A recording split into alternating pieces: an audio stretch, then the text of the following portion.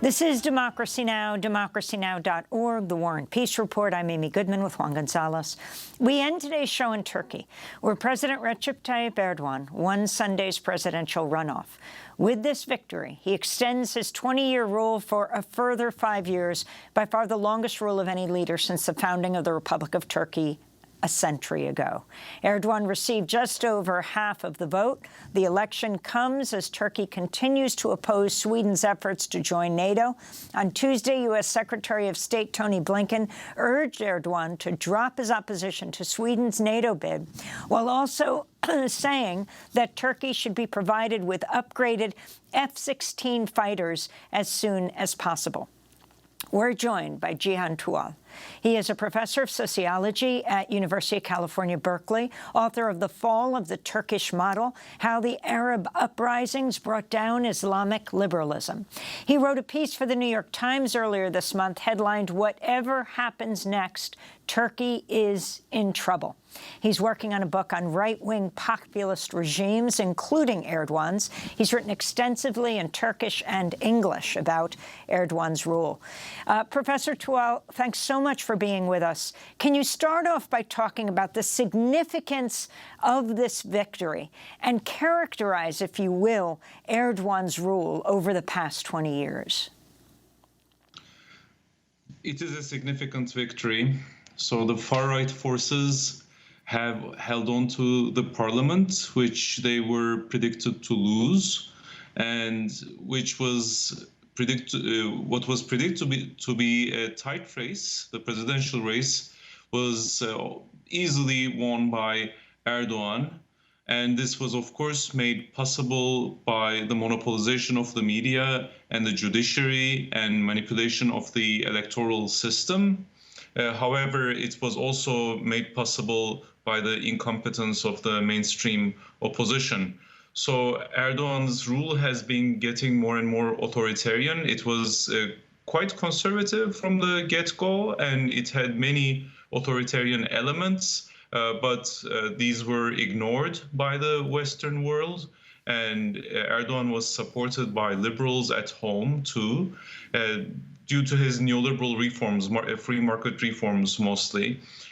But in the 2010s, he changed track while deepening some free market reforms, such as privatization. He also started to use many state capitalist tools to bolster a big defense sector. So the Turkish economy itself is now becoming a prop for a more and more nationalist regime. So the regime today is more conservative, more authoritarian, and more nationalist, as well as being quite anti-organized labor. And in all of these senses, it's really destroying any prospects for democracy in Turkey. And Professor, could you talk about how the economic situation in Turkey? Because clearly there appears to be a deep divide between the vote in the countryside and the major cities.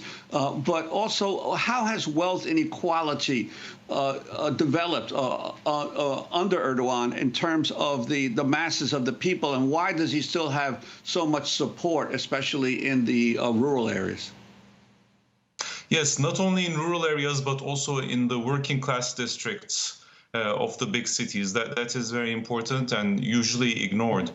So what's happening is inequality is deepening. So if you look at the numbers, that's very clear. So why are the people who are losing, the laboring classes, still supporting Erdoğan? Well, we have to make the picture a little bit more complicated, actually. So even though labor as a whole is losing, the labor in the defense sector and also small to medium-sized businesses who benefit from low interest rates are actually seeing a sustainable path in all of this for themselves. So sustainable in the sense that they keep their jobs, but with low wages and under horrific conditions. So, work accidents, deaths caused by work, quote-unquote, accidents, are rampant in Turkey. So this is not just cheap labor, but really widely exploited labor. But the alternative to this, presented by the mainstream opposition, is not an alternative at all. Their vision is a return to the 2000s, where Erdoğan was still the leader, but he was applying free market policies. So that's what the opposition is promising. And people well know that that will mean unemployment, it will mean more debt, and not necessarily a better life. So the people are forced to choose between an economic route that has already failed, free markets, pro-globalization, pro-neoliberal globalization, a route that has already failed, and a route that may be unsustainable in the very long term, but at least is providing them with jobs now. I mean, that's what the people have voted for in these working class districts of the cities. Professor Tuğal, if you can talk about Erdoğan's opposition to Sweden becoming a part of NATO. It's not an anti-militarist opposition, but it's because of Kurds and Kurdish political asylum seekers coming from Turkey to Sweden, the people he wants extradited. Can you explain what this is all about? Yes, this is not an anti-NATO opposition. It's not only not anti-militarist, it's not anti-NATO. So Erdoğan is solidly pro-NATO, but he wants to make sure that Sweden makes concessions before it is accepted into NATO. It wants a lot of Kurdish activists. He wants a lot of Kurdish activists extradited to Turkey before Sweden is accepted. This is actually a very complex picture because even though Erdoğan is pro-NATO, he also has very good relations with Putin, and these relations are going to get better. So Erdoğan plays the anti-Putin card when he talks to NATO, and he plays the anti-NATO card when he talks to Putin. And at home, to his own audiences, he presents himself as independent from both, and as a part of his imperial self-presentation, he sees himself, and many of his supporters see him as building a national Islamic empire in the very long run that is going to be an alternative to the NATO and to Russia. And Professor, we only have a couple of minutes left, but I wanted to ask you why repeated U.S. governments always tread so lightly when it comes to criticizing Turkey because of its role in the Middle East and the role it plays often to assist the United States in the Middle East. Could you talk about that as well? Yeah, it's not only the U.S., it's also the EU. So they criticize authoritarianism in Turkey, they criticize conservatism in Turkey, and then they support Erdoğan because they're getting something out of this. I mean, the global economy is getting cheap labor out of this, so this is in the interests of international capital. And for the U.S., Erdoğan is not a very reliable partner. They would prefer somebody else, but he is better than a true anti-imperialist. And for the EU, the calculation is much dirtier, actually. They pay Erdoğan to keep refugees out of Europe. So the dirtiest deal is actually with the EU.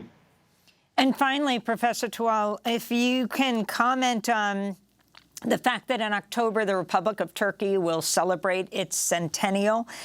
Talk about the significance of these elections in that context, Erdoğan continuing through past 20 years. Yeah, again, there was a false hope that this would be these elections would be the end of Erdoğanism. So this Islamic surge within the secular republic would just be a parenthetical note. But this was just wishful thinking. The organizational basis of Islamism and far-right nationalism in Turkey are very strong. And the mistake was always counting on the bureaucracy and the secular middle classes to present an alternative to that, completely ignoring the laboring classes and marginalizing and excluding the Kurds. So that's what the mainstream opposition did. So the only way to keep Republican ideals alive in Turkey is through integrating Kurds and through mobilizing labor. Professor Cihan Tuğal, we want to thank you so much for being with us. Professor of Sociology at University of California, Berkeley, author of The Fall of the Turkish Model, How the Arab Uprisings Brought Down Islamic Liberalism. That does it for our show. A very happy birthday to Angie Karen. Democracy Now! Produced with Mike Burke, Renee Felst, Dina Guzder, Messiah Rhodes, Nermeen Sheikh, Maria Taracena. I'm Amy Goodman with Juan Gonzalez.